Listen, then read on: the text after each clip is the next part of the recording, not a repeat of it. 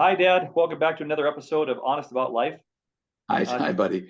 Today's topic is how to identify early in your life what you want to be, and what were those cues you recognized and really took a hold of that in today's environment, kids are asked all the time, "What do you want to be when you grow up?" And we've discovered that that's not a very helpful question. Uh, Oh, and another question that they get asked is follow your passion. Do that, and if you do that, you'll feel like you never worked a day in your life. Well, the trouble with that is, how do you know what your passion is? So, Dad, can you tell us how you knew how you discovered yours and how you decided that was going to be what you did? this is a deep topic because discovering your passion, and trying to figure out what your passion is, that you'd think, well, I know what my passion is. It's what I like to do, but there's so many things that go into what you like to do that you almost have to pick out a specific branch. It's kind of like, I knew at a very young age that I was fascinated by weather. I didn't know at that time what I was going to do, but I did realize probably when I was 5 or 6 that I was fascinated by the causes of weather, what makes that happen. And I always thought that I could form a program where I would make a program, a computer program that would tell me exactly where a tornado would occur. I was fascinated by the strength of nature, and I think at that age, that was the most fascinating thing in my mind. And so I started to realize that at that point, I wanted to learn more about that thing. What age were you? This was probably when I think the first time I can remember loving to watch lightning and the thunderstorm come. The earliest I can remember is like four or five. It's just, yeah. What I'm trying to get at is, was it such a driving interest? Like that interest was so profound that it drove you to pursue it. Because I think a lot of young people these days have interests like that, but it might not rise to the level of saying, I want to do this and I'm going to find a way to get it done. And, if we jump to the end for a second, you did meteorology for 43 years plus. I mean, that was just your professional career, but you obviously studied it in school during your K through 12, and also in your undergraduate studies at Florida State. So you did it for a mighty long time. What is that thing that you recognized in you early, where you're like, I'm going to do that? Yeah, that's a good, that's a very good question. It's a very deep question, but I'm going to try to um, get through it here. When I was 10, and as I said, I probably started realizing I was fascinated by weather when I was 4 or 5. But when I was 10, there was a major tornado outbreak in the Twin Cities in 1965, May 6th. Never forget it. That storm probably sent me on my path because from that point on, I remember Mom and Dad giving me books about weather. Instead of getting a toy or something, I got a book. But it was great. It was something that I was fascinated with. So I loved to sit down and read about tornadoes, read about severe storms. And that night was so traumatic for me because we lived in a small home, West Road, Circle Pines, and yeah, it didn't have a basement.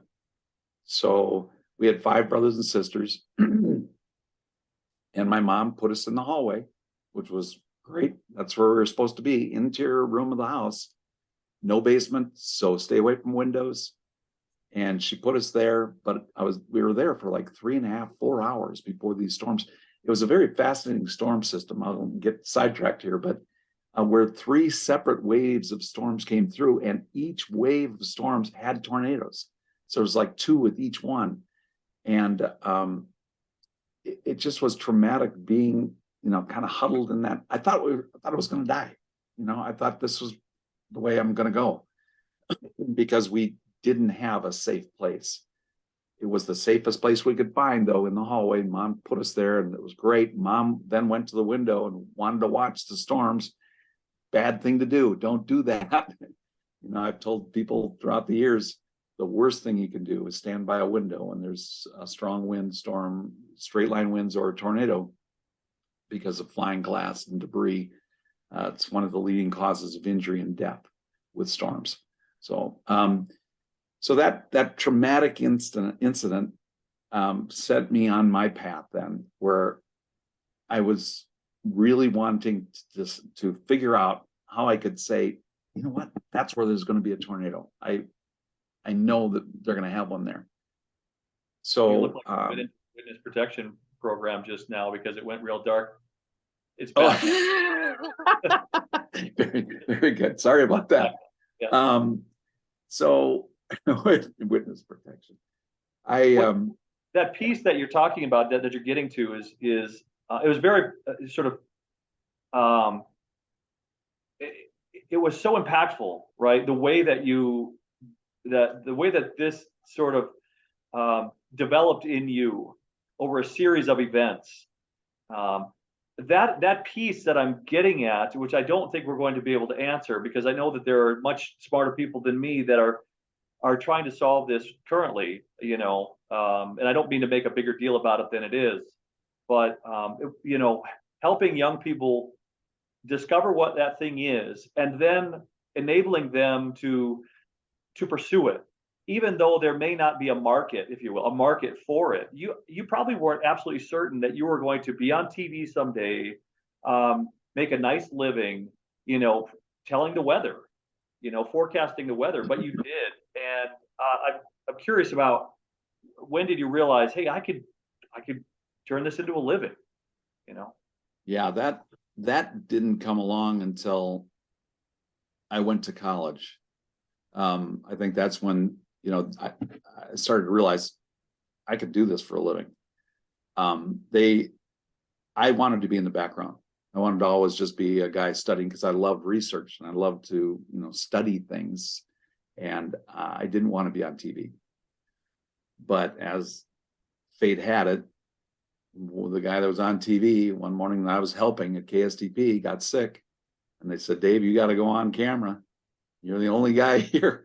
And didn't have a suit. So I used a yellow leisure suit, which was hilarious. And they called me the Banana Man after that, because it was pretty funny. But from that point on, then I started to realize that, yeah, I can do this for a living. And I was very fortunate, obviously, to do something I really loved, and something that had clicked in my mind as a youngster, but then driven harder home, if you will, with the fact that we had that severe outbreak of tornadoes. That's right. That's right. Well, thank you, Dad. A great, topic to cover. There's probably more that we could talk about that, and we certainly will in time. Let's move on. Let's finish this one up for this week, and let's move on to next week's topic, if that's all right with you. Or I should say, let's move on. Let's go ahead and I'll tee it up. It's trying to be positive all the time, and we'll connect it with sort of what you had to do in your early life to have the drive to stay positive, to get where you wanted to be. And we can talk about that next time. Very good, Andy. Yeah. Thanks, buddy.